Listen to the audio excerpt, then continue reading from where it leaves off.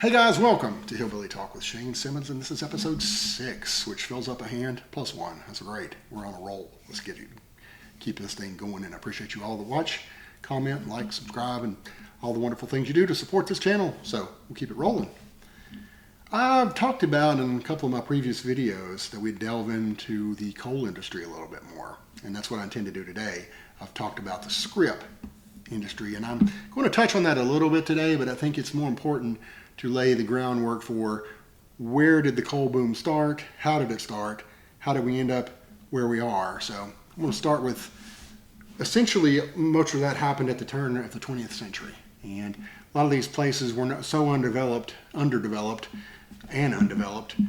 For example, if you really think about it, you look at McDowell County, West Virginia, for example. You know, almost all of the development that happened in that county happened because of the coal boom. The city of Welch was designed, a planned community, because of the coal industry. You have all these names, all these towns named after people, Kimball.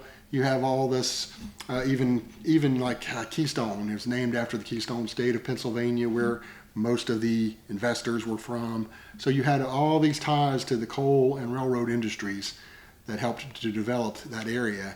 And Jenkins Jones, prior to that, these places didn't even exist as towns functionally. You know, you may have had a sparse little population here and there, but you did not have anything established even resembling a town. So I think a lot of people have the misunderstanding that these were all a bunch of happy farmers like Little House on the Prairie and they had these nice little communities, but that's not necessarily the case in most of those areas. Almost nothing was there. So the coal mining industry snapped up the land, developed it. They built whole towns around it. They built the houses. They built the church. They built the company store, the infamous company store. They brought in the hospital, the schools. They controlled all of this stuff. So they had complete and utter control of the town. The problem being with such a sparsely populated counties, they had to go to the Deep South and recruit African American sharecroppers, try to offer them a better slice of the American pie and the American dream. They went to Ellis Island and greeted Europeans who were coming in as immigrants, and they lured them into the mining industry. So they brought all these people down. They owned the houses, the church, the school. They had everything contained by the company. So that's why the infamous company store pops up, and that's where we'll get into scrip. The people were all stationed in these homes, and for a lot of folks, even locally, it was kind of a come up because, you know, you see a lot of these pictures that are floating around. A lot of Appalachians who did live in the area were living in shacks, makeshift. You know, they weren't exactly high quality, nice little subdivision they're living in. They're just getting by. You know, they had leaks, and you see all kinds of pictures of where folks would use newspaper to keep their home warm. They'd put it up to plug holes to keep air out and all that kind of stuff. So it was a pretty rough life, even at its best here in a lot of this area. That's not true of every area, but for most part of the coal fields, it was true. And so it was easy to recruit. For example, my grandfather on my mom's side, he owned a subsistence farm. So basically all the children worked out. He took care of the farming piece of it. He worked for the Joe Ridge Coal Company. So he didn't actually live in the town or the coal camp houses, but he kept up a farm, and he also worked in the mines because good money, and then he could still keep the farm. So it gave him a better life for his family. And the reason he didn't move into the coal camp would be the home he had was pretty high quality for a cabin, but a lot of these people did not have such a luxury. Most of them had makeshift shacks, like I say, and they were just very poorly designed or weathered, didn't hold up as well as a freshly built coal camp house would be. So that was pretty attractive to even some local people. My grandfather on my father's side, he moved into a coal camp because it was a come up. And when he got married to my grandmother, you know, they lived inside a coal camp for a little while, and that was a better life for them, better homes, better conditions, and obviously pretty good pay compared to what they would have been able to do otherwise. So that's the history of why the populations were exploding. Because you'll look at, I pulled this demographics up. This is McDowell County, West Virginia, for example. Because I think a lot of people, when you think of the coal industry in Appalachia, you think of McDowell. One of the first ones in Harlan County to some degree too, in Kentucky. But for example, 1890 in McDowell County, the population was 7,300 people.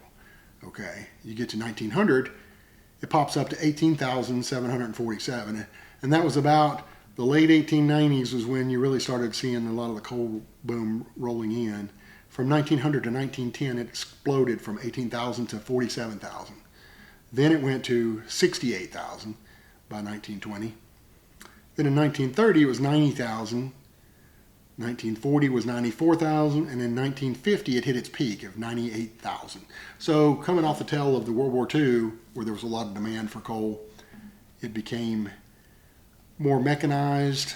You saw the demand for coal drop a little bit, and that's when you see these population numbers drop. So from 1950 to 1960, the population dropped down to 71,000 from 98,000. That's a huge plunge. That's 27% of the population gone. And then it goes from 71 to 50. So almost another 30% gone. Then it kind of levels off from 1970 to 1980, goes from 50 to 49. Then from 80 to 90, it goes from 49,000 to 35,000. From 1990 to 2000, it drops to 27,000. From 2000 to 2010, it drops to 22,000. And in 2020, it was 19,100. So from 2020, 19,111 people, back to the turn of the century, 1900, was 18,747. So basically, a very little net gain of people. But in the meantime, it had that explosion and then the plunge. So that's why when people think that, oh, these farmers and all these people got ripped off, and man, some small pockets, it's probably true, but for the most part, this land was not developed in the first place. And these mines came in, they developed the land, built these homes, built the whole community around it. I have such conflicts about these things myself. You know, you look and you see, man, I feel so bad when I go to these coal camps and I see the conditions now, because most of the houses are run down, or a good portion of them are. In a lot of towns, there's some exceptions, of course, but for the most part, a lot of these towns are either gone completely, like the camp my papa and grandmother lived in. It's Red Ash Camp, almost virtually completely gone, and there's nothing to even see anymore. And in some cases, they're just ran down to the ground. And it's just sad to see, and a lot of times people don't understand. They think, well, those places should have diversified more, and which would have been nice, but the problem being they're so far remote, the only thing they had going for them ever was the mines. So when it left, it would inevitably would have taken, I guess to quote Ross Perot, a giant sucking sound of people. So people inevitably left unless they were, infirm, elderly. Some of those people hung around, but for the most part, if you're a working age, it made sense to leave those towns. And even if you didn't move completely out of state, you got a little closer to the main part of the county, or maybe another county over that was a little bit better shape, more diversified economy. And so it started seeing those people start shrinking down and the population starting to drop. So getting into the script system a little bit from that gives you a little bit of a baseline. So in theory, it happened in lumber yards, coal mining. It was by no means was it only in coal, but there was a lot of different industries that used what's called the script system. And what it is was where a company used its own form of money. And a lot of times it was coins. Sometimes you saw paper that they would tear out, and it was representative of certain denominations of bills and that kind of thing. And they kept a ledger with the office at the company store. So that was built, in theory, it was built by the companies because what they lobbied for was, bringing cash through this mountainside is dangerous, it's expensive, it makes no sense. We can establish our own form of funds and use that. And what's the difference? People can use that money to buy stuff. That's all money is good for anyway. So if you use our script, you can buy stuff, same as cash, as to how they presented it. Now, of course, in reality, they could manipulate what you could buy for that money. Now, you go to the store, and in a lot of the better camps, I've talked to a lot of people with Pocahontas and researched this a lot. With Pocahontas Fuel, U.S. Steel, they were a little more fair with it. They kind of got value for your money. They went to the company store, and you could pick out pretty good stuff, and at a reasonable-ish price. But, there was no competition. You had no way to negotiate or anything else. It's just, it is what it is. You got to pay for what you got to pay for. So you hear that song, "Oh, my soul to the company store." Now, in some cases, it was the mine getting a little abusive with it. But in other cases, just like today, people didn't manage their money well. or they didn't make enough money to sustain a larger family. If they had a bunch of kids, it just takes more money to keep that kind of a family up. So they lived in hock, and they were constantly owing against their pay, and they got into a perpetual system of constantly owing money. And so it was a bad deal, no question about it. But there's people that just feel like everything there was a complete and utter ripoff, and that's not always true. I'm a big truth guy. I don't like to just slam an industry as being completely horrible unless it's true, or people were, whatever. I like to tell you the truth as I know it, and everything I read, seen, and talked to, a lot of people weren't dissatisfied with the company store as it was set up. So some people were. And just like today, a lot of people feel like they're getting ripped off no matter what they do. You can go to buy something off Temu, and next thing you know, I was paid too much for this crap. And it's just the way it is. It's the way people feel and think and say. It doesn't mean it's necessarily true. But the script system, I'll show you some examples of that in the next video. I'm going to get out my coins in the paper and kind of give you a little difference between what they look like and what it was kind of like to get paid that way. So at various times too, people will tell you that you couldn't use the script outside of the coal company, which is true, but for the most part, people couldn't go anywhere anyway. And if you're out here in the middle of the boonies, BFE, and you don't have no vehicle, no real way of accessing other towns other than get on a train, you probably doesn't matter anyway. It's like, what good's it going to do you if you had cash or script, whatever, and if you had to buy from the company store, you had to pay what they were going to make you pay anyway. So it kind of was a little bit overrated to say, that they didn't have cash. Some of the larger towns, I think Appalachia, Virginia may be an example.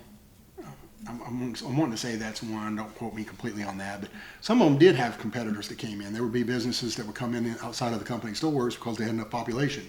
And they would take script and pay sometimes, but they would only be pennies on the dollar, maybe 80 cents for a dollar of script, or something like that. So that was one way they definitely got ripped off.